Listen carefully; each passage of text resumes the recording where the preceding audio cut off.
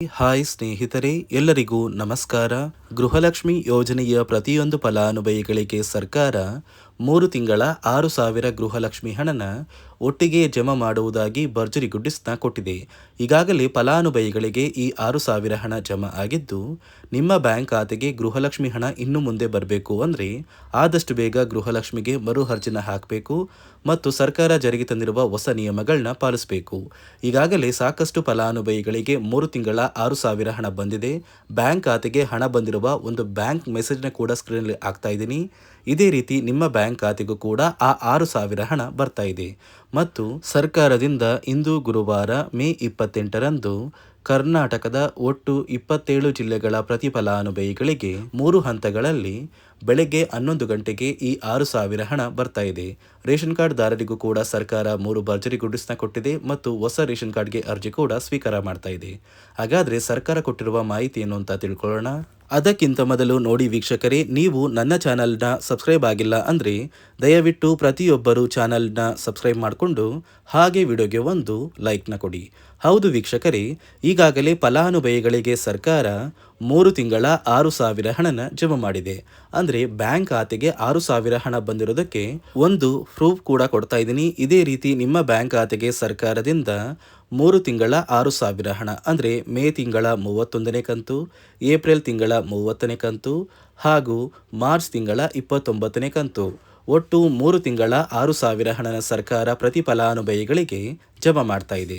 ಸುಮಾರು 3 ಲಕ್ಷಕ್ಕಿಂತ ಅಧಿಕ ಮಹಿಳೆಯರಿಗೆ ಇನ್ನು ಮುಂದೆ ಗೃಹಲಕ್ಷ್ಮಿ ಹಣ ಬರ್ತಾ ಇಲ್ಲ. ನಿಮ್ಮ ಬ್ಯಾಂಕ್ ಖಾತೆಗೂ ಕೂಡ ಕ್ಯಾನ್ಸಲ್ ಆಗುತ್ತೆ. ಹಾಗಾದರೆ ಹಣ ಬರಬೇಕು ಅಂದರೆ ಈ ಕೂಡಲೇ ಗೃಹಲಕ್ಷ್ಮಿಗೆ ನೀವು ಮರು ಅರ್ಜಿನ ಹಾಕಬೇಕು ಮತ್ತು ಸರ್ಕಾರ ತಂದಿರುವ ಹೊಸ ನಿಯಮಗಳನ್ನ ಪಾಲಿಸಬೇಕು.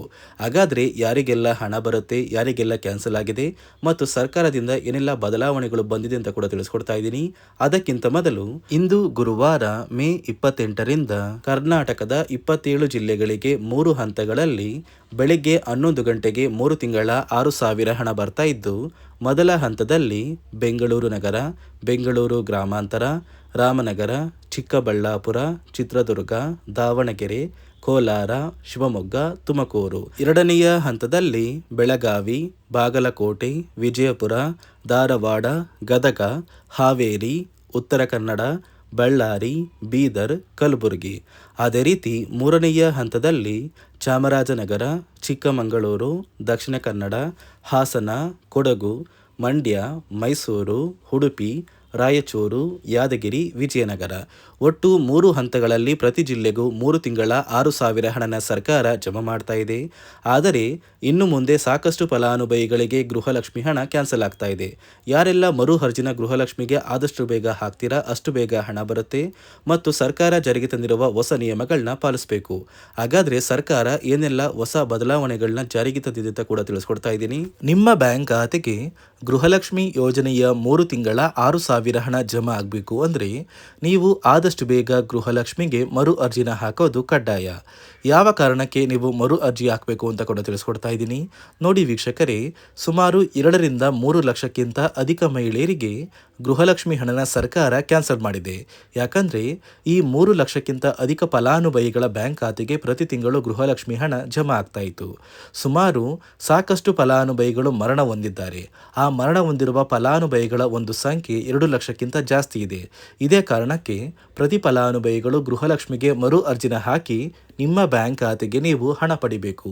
ಇಲ್ಲಿ ಮರು ಅರ್ಜಿ ಹಾಕುವ ಮೂಲಕ ಸರ್ಕಾರಕ್ಕೆ ನೀವು ಇನ್ನೂ ಕೂಡ ಗೃಹಲಕ್ಷ್ಮಿ ಹಣನ ಪಡಿತಾ ಇದ್ದೀರಿ ಅಂತ ತಿಳಿದು ಬರುತ್ತೆ ಮತ್ತು ಯಾರೆಲ್ಲ ಫಲಾನುಭವಿಗಳು ಮರು ಅರ್ಜಿನ ಹಾಕೋಲ್ಲ ಅಂತಹ ಫಲಾನುಭವಿಗಳ ಒಂದು ಹೆಸರನ್ನ ಗೃಹಲಕ್ಷ್ಮಿ ಯೋಜನೆಯ ಅರ್ಹರ ಪಟ್ಟಿಯಿಂದ ಸರ್ಕಾರ ಕ್ಯಾನ್ಸಲ್ ಮಾಡುತ್ತೆ.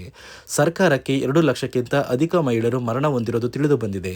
ಇದೇ ಕಾರಣಕ್ಕೆ ಈ ಮೇ ತಿಂಗಳಲ್ಲಿ ಸರ್ಕಾರದಿಂದ ನೇಮಕಗೊಂಡ ಕೆಲವು ಅಧಿಕಾರಿಗಳು ನಿಮ್ಮ ಮನೆ ಬಾಗಿಲಿಗೆ ಬಂದು ಪ್ರತಿ ಫಲಾನುಭವಿಗಳ ಒಂದು ದಾಖಲಾತಿಗಳನ್ನ ಮರುಪರಿಶೀಲನೆ ಮಾಡಿ ಮತ್ತೆ ಅರ್ಜಿನ ಹಾಕ್ಸ್ಕೊಂಡು ಹೋಗ್ತಾರೆ. ನಂತರ ನಿಮ್ಮ ಬ್ಯಾಂಕ್ ಖಾತೆಗೆ 3 ತಿಂಗಳ 6,000 ಹಣ ಬರುತ್ತೆ. ಅದೇ ರೀತಿ ಇನ್ನು ಮುಂದೆ ಪ್ರತಿ ವರ್ಷವೂ ಕೂಡ ನೀವು ವರ್ಷದ ಕೊನೆಯಲ್ಲಿ ಗೃಹಲಕ್ಷ್ಮಿಗೆ ನೀವು ಹೊಂದಿರುವ ಲೈಫ್ ಸರ್ಟಿಫಿಕೇಟ್ನ ಕೊಟ್ಟು ಅರ್ಜಿನ ಹಾಕಿದ್ರೆ ಮಾತ್ರ ಆ ಒಂದು ವರ್ಷದಲ್ಲಿ ಪ್ರತಿ ತಿಂಗಳು ಗೃಹಲಕ್ಷ್ಮಿ ಯೋಜನೆಯ 6,000 ಹಣ ಬರುತ್ತೆ. ಈಗಾಗಲೇ ಫಲಾನುಭವಿಗಳಿಗೆ ತಿಂಗಳಿಗೆ ಗೃಹಲಕ್ಷ್ಮಿ ಹಣ ಜಮಾ ಆಗೋದಕ್ಕೆ ಸ್ಟಾರ್ಟ್ ಆಗಿದೆ. ಆದಷ್ಟು ಬೇಗ ನೀವು ಈ ಮೇ ತಿಂಗಳಲ್ಲಿ ಮರು ಅರ್ಜಿನ ಹಾಕಿ ಗೃಹಲಕ್ಷ್ಮಿ ಹಣನ ಪಡ್ಕೊಳ್ಳಿ. ಮತ್ತು ಸರ್ಕಾರ ಈ ಗೃಹಲಕ್ಷ್ಮಿ ಹಣಕ್ಕೆ ಕೆಲವು ನಿಯಮಗಳನ್ನ ಕೂಡ ಜಾರಿಗೆ ತಂದಿದೆ. ಅದೇ ರೀತಿ ರೇಷನ್ ಕಾರ್ಡ್ ಹೊಂದಿರುವ ಪ್ರತಿಯೊಂದು ಕಾರ್ಡ್ದಾರರಿಗೂ ಕೂಡ ಸರ್ಕಾರ 3 ಮುಖ್ಯವಾದ ಭರ್ಜರಿ ಗುಡ್ ನ್ಯೂಸ್ನ ಕೊಟ್ಟಿದ್ದು, ಮೊದಲ ಒಂದು ಗುಡ್ ನ್ಯೂಸ್ ಬಂದು ಸರ್ಕಾರ ಹೊಸ ರೇಷನ್ ಕಾರ್ಡ್ಗೆ ಅರ್ಜಿನ ಸ್ವೀಕಾರ ಮಾಡ್ತಾ ಇದೆ. ನೀವು ಕೂಡ ಹೊಸ ರೇಷನ್ ಕಾರ್ಡ್ನ ಪಡಿಬೇಕು ಅಂದರೆ ಆದಷ್ಟು ಬೇಗ ಅರ್ಜಿನ ಹಾಕಿ. ಅದೇ ರೀತಿ ಎರಡನೆಯ ಒಂದು ಗುಡ್ ನ್ಯೂಸ್ ಬಂದು ನೋಡಿ ವೀಕ್ಷಕರೇ, ನಿಮ್ಮ ಒಂದು ರೇಷನ್ ಕಾರ್ಡ್ಗೆ ಸರ್ಕಾರದಿಂದ ಈ ಮೇ ತಿಂಗಳಲ್ಲಿ 3 ತಿಂಗಳಿಗೆ ಬರುವಂತಹ 15 ರೀತಿಯ ಆಹಾರ ಪದಾರ್ಥಗಳನ್ನ ಸರ್ಕಾರ ಉಚಿತವಾಗಿ ಕೊಡ್ತಾ ಇದೆ. ಮೇ ತಿಂಗಳ ಒಂದು ರೇಷನ್ ಕಾರ್ಡ್ಗೆ ಸಿಗುವಂತಹ ಇಂದಿರಾ ಕಿಟ್, ಏಪ್ರಿಲ್ ತಿಂಗಳಿಗೆ ಸಿಗುವಂತಹ ಒಂದು ಇಂದಿರಾ ಕಿಟ್ ಮತ್ತು ಮಾರ್ಚ್ ತಿಂಗಳಿಗೆ ಸಿಗಬೇಕಾದಂಥ ಒಂದು ಇಂದಿರಾ ಕಿಟ್, ಒಟ್ಟು 3 ತಿಂಗಳ 15 ಆಹಾರ ಪದಾರ್ಥಗಳನ್ನ ಸರ್ಕಾರ ಪ್ರತಿ ಕಾರ್ಡ್ದಾರರಿಗೆ ವಿತರಣೆ ಮಾಡ್ತಾ ಇದೆ. ಮೂರನೆಯ ಒಂದು ಗುಡ್ ನ್ಯೂಸ್ ಬಂದು, ಇನ್ನು ಮುಂದೆ ನೀವು ಉಚಿತ ಅಕ್ಕಿ ಪಡಿಬೇಕು ಅಂದರೆ ಆ ಒಂದು ಬಯೋಮೆಟ್ರಿಕ್ ಮಷಿನ್ ಮೇಲೆ ಬೆರಳಿಡುವಂತಹ ಅವಶ್ಯಕತೆ ಇಲ್ಲ. ಯಾಕಂದರೆ ಇದೀಗ ಸರ್ಕಾರ ನಿಮ್ಮ ಒಂದು ಬೆರಳು ಆ ಒಂದು ಮಷಿನಲ್ಲಿ ಎಂಟ್ರಿ ಆಗಿಲ್ಲ ಅಂದರೂ ಕೂಡ ಆ ಒಂದು ಅಧಿಕಾರಿಗಳು ಪುಸ್ತಕದಲ್ಲಿ ನಿಮ್ಮ ಒಂದು ಹೆಸರನ್ನ ಬರ್ಕೊಂಡು ನಿಮ್ಮ ಕಾರ್ಡಿಗೆ ಅಕ್ಕಿನ ಕೊಡಬೇಕು ಅಂತ ಸರ್ಕಾರ ಆದೇಶ ಕೊಟ್ಟಿದ್ದು, ಈ 3 ಗುಡ್ ನ್ಯೂಸ್ನ ಪ್ರತಿಯೊಂದು ಫಲಾನುಭವಿಗಳಿಗೆ ಸರ್ಕಾರ ಕೊಡ್ತಾ ಇದೆ. ಇದರ ಜೊತೆಗೆ ನಿಮ್ಮ ಬ್ಯಾಂಕ್ ಖಾತೆಗೆ ಗೃಹಲಕ್ಷ್ಮಿ ಯೋಜನೆಯ ಹಣ ಇನ್ನು ಮುಂದೆ ಬರಬೇಕು ಅಂದರೆ 5 ರೀತಿಯ ಹೊಸ ನಿಯಮಗಳನ್ನ ನೀವು ಪಾಲಿಸಬೇಕು ಅಂತ ಸರ್ಕಾರ ಆದೇಶ ಕೊಟ್ಟಿದೆ. ಅದೇ ರೀತಿ ನೋಡಿ ಸ್ನೇಹಿತರೆ, ಈ ಬಾರಿ ಸುಮಾರು 1 ಲಕ್ಷಕ್ಕಿಂತ ಅಧಿಕ ಫಲಾನುಭವಿಗಳ ಬ್ಯಾಂಕ್ ಖಾತೆಗೆ ಸರ್ಕಾರ ಗೃಹಲಕ್ಷ್ಮಿ ಯೋಜನೆಯ ಹಣನ ಜಮಾ ಮಾಡ್ತಾ ಇಲ್ಲ. ಕಾರಣ ಏನು ಅಂದರೆ, ನಿಮ್ಮ ಬ್ಯಾಂಕ್ ಖಾತೆಗೆ ಡೆಬಿಟ್ ಮೂಲಕ ಹಣ ಜಮಾ ಮಾಡುವಂತಹ ಸಂದರ್ಭದಲ್ಲಿ ಸರ್ಕಾರ ಸಾಕಷ್ಟು ಫಲಾನುಭವಿಗಳ ಒಂದು ಬ್ಯಾಂಕ್ ಖಾತೆಗೆ ಹಣ ಜಮಾ ಮಾಡೋದನ್ನು ಕ್ಯಾನ್ಸಲ್ ಮಾಡಿದೆ. ಯಾಕಂದರೆ ಇತ್ತೀಚೆಗೆ ಹಣಕಾಸು ಇಲಾಖೆ ಜಾರಿಗೆ ತಂದಿರುವ 5 ನಿಯಮಗಳ ಆಧಾರದ ಮೇಲೆ ಪ್ರತಿಯೊಂದು ಫಲಾನುಭವಿಗಳಿಗೆ ಸರ್ಕಾರ ಈ ಒಂದು ಹಣನ ಜಮಾ ಮಾಡ್ತಾ ಇದ್ದು, ಯಾರೆಲ್ಲ ಫಲಾನುಭವಿಗಳು ಈ ನಿಯಮಗಳನ್ನ ಪಾಲಿಸಿಲ್ಲ ನಿಮ್ಮ ಬ್ಯಾಂಕ್ ಖಾತೆಗೂ ಕೂಡ ಹಣ ಜಮಾ ಆಗೋದಿಲ್ಲ. ಹಾಗಾದರೆ ಬನ್ನಿ ಸ್ನೇಹಿತರೆ, ಸರ್ಕಾರ ಜಾರಿಗೆ ತಂದಿರುವ ಆ 5 ಹೊಸ ನಿಯಮಗಳು ಏನು ಅಂತ ನಾನು ನಿಮಗೆ ತಿಳಿಸ್ಕೊಡ್ತಾ ಇದ್ದೀನಿ. ನೋಡಿ ಸ್ನೇಹಿತರೆ, ಮೊದಲನೆಯ ಒಂದು ನಿಯಮ ಬಂದು, ಸಾಕಷ್ಟು ಫಲಾನುಭವಿಗಳು ಹೊಂದಿರುವಂತಹ ಒಂದು ರೇಷನ್ ಕಾರ್ಡ್ ಏನಿದೆ, ಆ ಒಂದು ರೇಷನ್ ಕಾರ್ಡ್ನ ಮನೆಯ ಸದಸ್ಯರ ಪ್ರತಿಯೊಬ್ಬರ ಒಂದು ಆಧಾರ್ ಕಾರ್ಡ್ನ ನಿಮ್ಮ ರೇಷನ್ ಕಾರ್ಡ್ಗೆ ಕಡ್ಡಾಯವಾಗಿ ಲಿಂಕ್ ಮಾಡಿಸ್ಬೇಕು.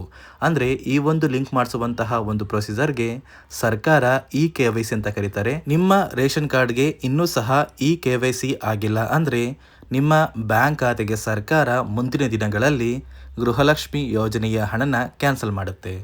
ಅದೇ ರೀತಿ ಎರಡನೆಯ ಒಂದು ನಿಯಮ ಬಂದು, ಸಾಕಷ್ಟು ಫಲಾನುಭವಿಗಳು ಕಳೆದ 3 ತಿಂಗಳಿಂದ ಸರ್ಕಾರದಿಂದ ಬರ್ತಾ ಇರುವಂತಹ ಒಂದು ರೇಷನ್ ಏನಿದೆ, ಅಂದರೆ ಉಚಿತ ಅಕ್ಕಿ ಏನಿದೆ, ಈ ಒಂದು ರೇಷನ್ನ ಪಡ್ಕೋತಾ ಇಲ್ಲ. ಒಂದು ವೇಳೆ ಕಳೆದ 3 ತಿಂಗಳಿಂದ ನೀವು ರೇಷನ್ನ ಪಡ್ಕೊಂಡಿಲ್ಲ ಅಂದರೆ ಸರ್ಕಾರ ನಿಮ್ಮ ಬಳಿ ಇರುವಂತಹ ಒಂದು ರೇಷನ್ ಕಾರ್ಡ್ನ ಕ್ಯಾನ್ಸಲ್ ಮಾಡುತ್ತೆ. ನಿಮ್ಮ ರೇಷನ್ ಕಾರ್ಡ್ನ ಸರ್ಕಾರ ಕ್ಯಾನ್ಸಲ್ ಮಾಡಿದರೆ ನಿಮ್ಮ ಬ್ಯಾಂಕ್ ಖಾತೆಗೆ ಗೃಹಲಕ್ಷ್ಮಿ ಯೋಜನೆಯ ಹಣ ಇರ್ಬೋದು ಮತ್ತು ಸರ್ಕಾರದಿಂದ ಬರುವಂತಹ ಒಂದು ಸೌಲಭ್ಯಗಳನ್ನ ನೀವು ಕಳ್ಕೋಬೇಕಾಗುತ್ತೆ. ಅದೇ ರೀತಿ ಮೂರನೆಯ ಒಂದು ನಿಯಮ ಬಂದು, ನೋಡಿ ಸ್ನೇಹಿತರೆ, ನಿಮ್ಮ ಬಳಿ ಇರುವಂತಹ ಒಂದು ಆಧಾರ್ ಕಾರ್ಡ್ ಏನಿದೆ, ಆ ಒಂದು ಆಧಾರ್ ಕಾರ್ಡ್ನ ಕಳೆದ 15 ವರ್ಷಗಳಲ್ಲಿ ನೀವು ಯಾವುದೇ ರೀತಿಯ ಒಂದು ತಿದ್ದುಪಡಿನ ಮಾಡಿಸಿಲ್ಲ ಅಂದರೆ ನಿಮ್ಮ ಬ್ಯಾಂಕ್ ಖಾತೆಗೆ ಸರ್ಕಾರ ಗೃಹಲಕ್ಷ್ಮಿ ಯೋಜನೆಯ ಹಣನ ಕ್ಯಾನ್ಸಲ್ ಮಾಡುತ್ತೆ. ಯಾಕಂದರೆ ಸರ್ಕಾರದಿಂದ ಬಂದಿರುವಂತಹ ಒಂದು ಆದೇಶದ ಪ್ರಕಾರ ಪ್ರತಿಯೊಂದು ಫಲಾನುಭವಿಗಳು ಕಳೆದ 15 ವರ್ಷಗಳಲ್ಲಿ ಯಾವುದೇ ರೀತಿಯ ಒಂದು ತಿದ್ದುಪಡಿನ ನಿಮ್ಮ ಆಧಾರ್ ಕಾರ್ಡ್ಗೆ ನೀವು ಮಾಡಿಸಿಲ್ಲ ಅಂದರೆ ಕಡ್ಡಾಯವಾಗಿ ಆದಷ್ಟು ಬೇಗ ನಿಮ್ಮ ಆಧಾರ್ ಕಾರ್ಡ್ಗೆ ತಿದ್ದುಪಡಿನ ಮಾಡಿಸಿ. ಅದೇ ರೀತಿ ನಾಲ್ಕನೆಯ ಒಂದು ನಿಯಮ ಬಂದು, ನಿಮ್ಮ ಕುಟುಂಬದ ಒಂದು ವಾರ್ಷಿಕ ಆದಾಯ 7 ಲಕ್ಷಕ್ಕಿಂತ ಕಡಿಮೆ ಇರಬೇಕು. ಒಂದು ವೇಳೆ ನಿಮ್ಮ ಕುಟುಂಬದ ವಾರ್ಷಿಕ ಆದಾಯ 7 ಲಕ್ಷಕ್ಕಿಂತ ಜಾಸ್ತಿ ಇದ್ದರೆ ನಿಮ್ಮ ಬ್ಯಾಂಕ್ ಖಾತೆಗೆ ಸರ್ಕಾರ ಗೃಹಲಕ್ಷ್ಮಿ ಯೋಜನೆಯ ಹಣನ ಕ್ಯಾನ್ಸಲ್ ಮಾಡುತ್ತೆ. ಅದೇ ರೀತಿ 5ನೆಯ ಒಂದು ನಿಯಮ ಬಂದು, ನಿಮ್ಮ ಕುಟುಂಬದ ಸದಸ್ಯರು ಅಥವಾ ಗೃಹಲಕ್ಷ್ಮಿ ಯೋಜನೆಯ ಫಲಾನುಭವಿಗಳು ಯಾರು ಕೂಡ ಸರ್ಕಾರಿ ನೌಕರರಾಗಿ ಕಾರ್ಯನಿರ್ವಹಿಸ್ತಾ ಇರಬಾರ್ದು. ಒಂದು ವೇಳೆ ನಿಮ್ಮ ಕುಟುಂಬದಲ್ಲಿ ಯಾರೇ ಆಗಿದ್ರೂ ಸರ್ಕಾರಿ ನೌಕರರಾಗಿ ಕಾರ್ಯನಿರ್ವಹಿಸ್ತಾ ಇದ್ದರೆ ನಿಮ್ಮ ಬ್ಯಾಂಕ್ ಖಾತೆಗೆ ಗೃಹಲಕ್ಷ್ಮಿ ಯೋಜನೆಯ ಹಣ ಕ್ಯಾನ್ಸಲ್ ಆಗುತ್ತೆ. ಈ 5 ನಿಯಮಗಳ ಆಧಾರದ ಮೇಲೆ ಪ್ರತಿಯೊಂದು ಫಲಾನುಭವಿಗಳಿಗೆ ಸರ್ಕಾರ ಹಣ ಜಮಾ ಮಾಡ್ತಾ ಇದೆ. ಒಂದು ವೇಳೆ ನೀವು ಈ 5 ನಿಯಮಗಳನ್ನ ಪಾಲಿಸಿಲ್ಲ ಅಂದ್ರೆ ನೀವು ಕೂಡ ಗೃಹಲಕ್ಷ್ಮಿ ಯೋಜನೆಯ ಹಣದಿಂದ ವಂಚಿತರಾಗಬೇಕಾಗುತ್ತೆ. ನೋಡಿ ವೀಕ್ಷಕರೇ, ಸರ್ಕಾರದಿಂದ ಇಂದು ಗುರುವಾರ ಮೇ 28ರಂದು ಕರ್ನಾಟಕದ 27 ಜಿಲ್ಲೆಗಳಿಗೆ 3 ತಿಂಗಳ 6,000 ಹಣ ಜಮಾ ಆಗ್ತಾ ಇದೆ. ಮತ್ತು ರೇಷನ್ ಕಾರ್ಡ್ದಾರರಿಗೂ ಕೂಡ ಸರ್ಕಾರ ಭರ್ಜರಿ ಗುಡ್ಡಿಸ್ನ ಕೊಟ್ಟಿದ್ದು ಪ್ರತಿ ಫಲಾನುಭವಿಗಳಿಗೆ ಎಲ್ಲ ರೀತಿಯ ಸೌಲಭ್ಯಗಳು ಸಿಗುತ್ತೆ ಅಂತ ಹೇಳ್ತಾ, ಇದಿಷ್ಟು ಸರ್ಕಾರದಿಂದ ಬಂದಿರುವ ಹೊಸ ಮಾಹಿತಿಯಾಗಿದೆ. ನಾನು ಕೊಟ್ಟಿರುವ ಮಾಹಿತಿ ನಿಮಗೆ ಇಷ್ಟ ಆಗಿದ್ದಲ್ಲಿ ದಯವಿಟ್ಟು ಪ್ರತಿಯೊಬ್ಬರು ನನ್ನ ಚಾನಲ್ನ ಸಬ್ಸ್ಕ್ರೈಬ್ ಮಾಡ್ಕೊಳ್ಳಿ, ಹಾಗೆ ವಿಡಿಯೋಗೆ ಒಂದು ಲೈಕ್ನ ಕೊಡಿ.